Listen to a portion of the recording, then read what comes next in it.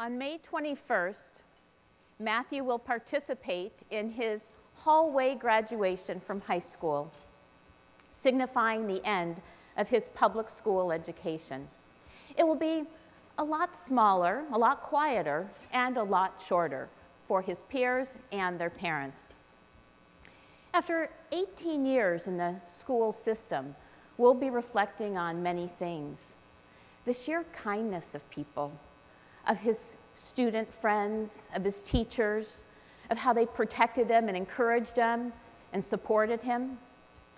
We'll think about the protocols of the campus community and how they came together with the fire department with precision and compassion to respond to his occasional seizures. And we'll be thinking about Mrs. Perdot, his choir teacher, who he sang for in all of his classes. But on performance day, perhaps under those bright lights, Matthew refused to sing. Mrs. Perdot, however, was determined to turn around these silent performances, and in year 5, she conducted the entire junior varsity choir with one hand, while she held a little sign for Matthew with the other that simply said, "Matt, sing." And he did. This past school year has been a time of transition for Matthew and our family. He's been splitting his time between Chaparral High School and Sark's Vocational and Life Skills Academy. He's been developing life skills, he's been building his work stamina, and he's been building some muscle. He's enrolled in Garden Works, Library Works, Power Works, and one of my all-time favorites, which is Autism Good Deed Works.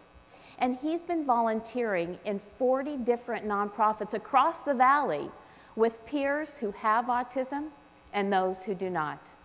And they're teaching us all about the importance of the productivity and the value of including our individuals with special needs and with autism.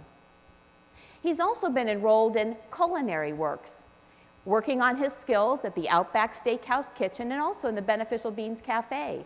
And this is giving rise to a new business called Matthew's Munchies. It's his bakery business, and if you know me well, you know that we're also looking for some good recipes that you're going to want to eat. So bring them on. Matthew represents one of a generation of about 500,000 children who are entering adulthood this year. Entering adulthood this decade. And when the school bus stops coming, it's daunting to think, how do we fill 100 hours each and every week in a meaningful and purposeful way? Thanks to Sark, we're working on it. You heard this morning about our amazing Vocational and Life Skills Academy, and we're continuing to increase capacity. And you heard from Lauren that we also need to address the residential concern.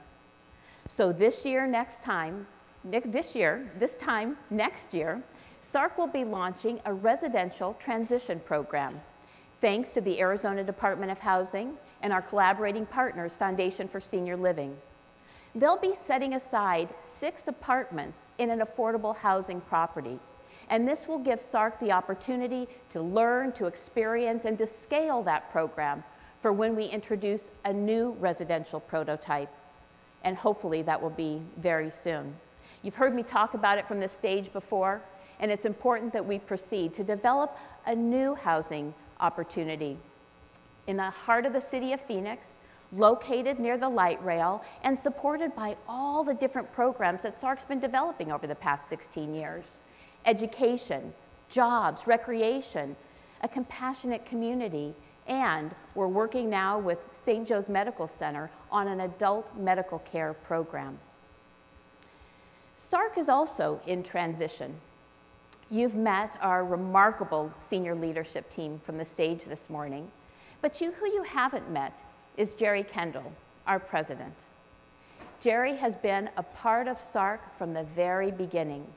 First as a volunteer, then a board member, then our Vocational and Life Skills Director, and for the past 4 years as our president and CEO. Under her leadership, she has built an operational team that makes Sark very strong and allows us to support this kind of growth.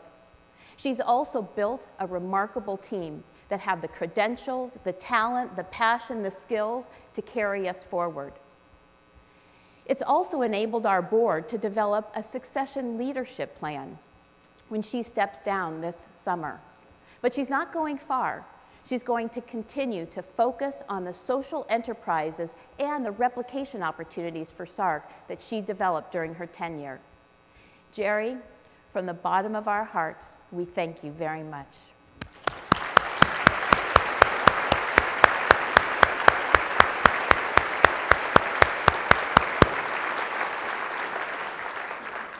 And you also met this morning the very dynamic Dr. Danny Openden. In July, he'll be coming in as our president and CEO. I have tremendous confidence in his credentials, in his clinical expertise, in his vision, in his leadership to carry us forward. And Danny, he's as good with the parents as he is with the kids. Just a few days ago, I was reflecting with Danny on what Matt's life might have been like had he been involved in Jump Start and the community school and so many of the programs that you heard about this morning. And Danny was quick to remind me that because of Matt's autism, he's still challenged, but he's a very capable and cool kid. And while he may not be up on this stage speaking or singing for you anytime soon, he does love the Beatles and Elton John. He's never done a mean thing to anyone in his entire life.